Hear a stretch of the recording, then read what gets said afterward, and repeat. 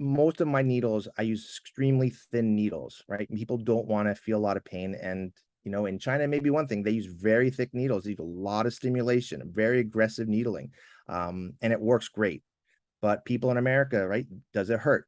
No, but let me give you a little thinner needle, right? Make it more easier for you. And I can get the same results in general as someone with a very strong stimulation.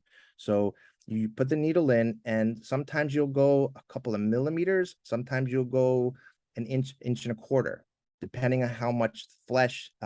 Is it your glutes? Is it your thigh versus something like on your wrist where there's not a lot of flesh and you can't go too deep, too many arteries, veins, or nerves that you want to avoid as if you can.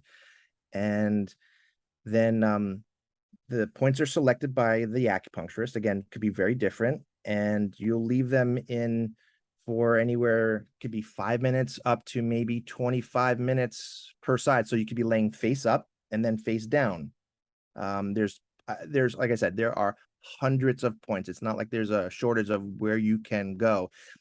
Let's say someone is even has headaches. There's great points on the feet that you can needle in addition. So we would call the points on the head local points, obviously, right? So you're gonna Mhm. have top in the front, probably the migraines usually on the side here, like that.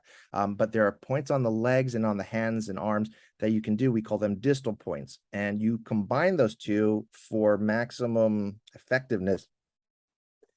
And you can rotate them, you can up and down, or you can just leave them, or you can attach we call electric stim, like you would go to physical therapy and you get those pads, you put them on. Mhm. There's special alligator clips we can put on the needles to stimulate them that way, and it can become even more powerful treatment.